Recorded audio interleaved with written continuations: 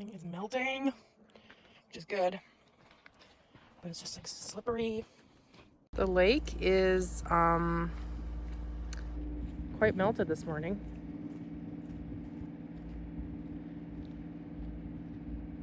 It's like plus 10 today, plus 10 yesterday, and it was like plus 10 all night, so everything is just melting fast around here. Like, we don't even have much snow in the trees here. So it begins, the mucky season. It's still frozen a little bit.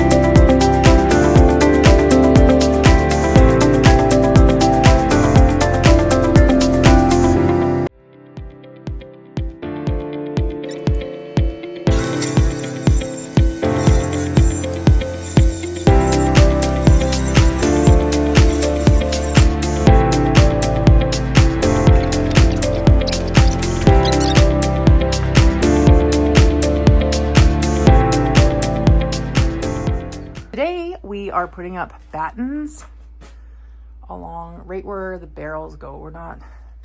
There's obviously some missing here, but I just want to get the barrels up so you can get the water system going for the greenhouse.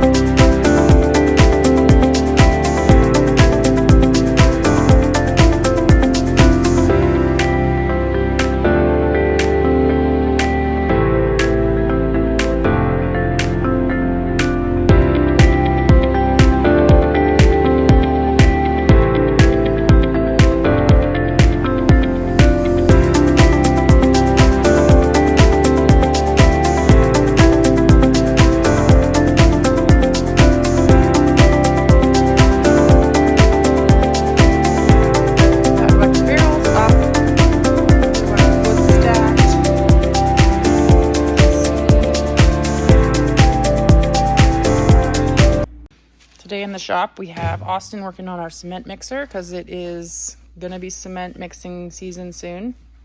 What do you have to fix exactly? Well, we're just redesigning it. What? For the third time. For the third time, yeah. So we're redesigning it. So the motor used to be mounted down in here underneath and stuff, but it kept breaking. So now we're gonna, because you can't get a sprocket obviously that we can weld solid on the tank, we're gonna take that sprocket and we're gonna cut segments out of it. Okay. And we're gonna weld segments evenly spaced all the way around on this line. How are you going to find the true line? I already found it. Oh, okay. I just had a marker on this mounted. Oh, okay. And I held it on there, and then it turned around and made a really accurate line. Motor. We're gonna mount it up on here this time and drive directly on the barrel. And it's not the gonna. barrel's a lot bigger, so we get a greater reduction. So we don't need that middle shaft to reduce it further. We're gonna use this here. Gonna weld it on there somehow, right? Like a shelf? Yep. And then this here is what I made before to mount the motor, and I really like it, so I'm going to reuse it. So when this is on here, we're going to put this on here, but it's going to be on a hinge so that it can swing like this. Okay, yeah. And then we can adjust the tension with little steel wedges that we slip underneath this, right in line with the actual support. And why do you need it to swing out? Just so that you, just so we can adjust in it. case it gets in the way? Yeah, so we can adjust it precisely and very solidly, because those wedges, if you turn it in one direction, those wedges will be pulling it into the wedges and they'll be solid, they'll be bolted in there. If you go the other way, then it's pulling against we'll put a really heavy duty bolt in there and it'll be pulling against that. So we have adjustment and it's completely solid in both directions. How long will this take, you think? I mean, it'll take me a bit. The Couple days? batteries aren't charging because they're Frozen? something like that. The other ones are overheated.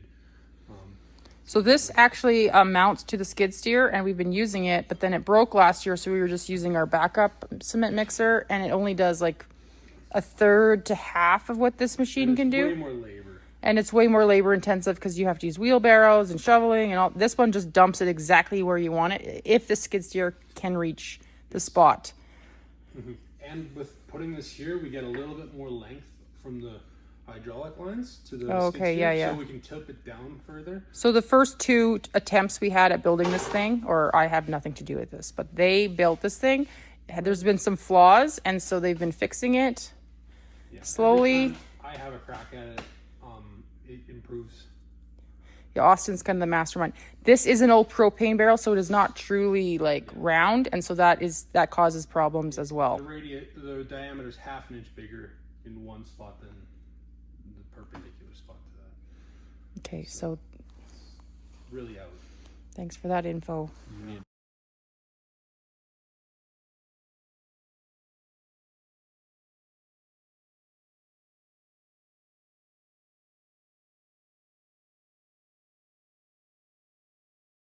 As you can see, we've had quite the dump of snow last 2 days. The cats like to go under the coop. I'm going to be away this week, so let's see how many eggs we got here.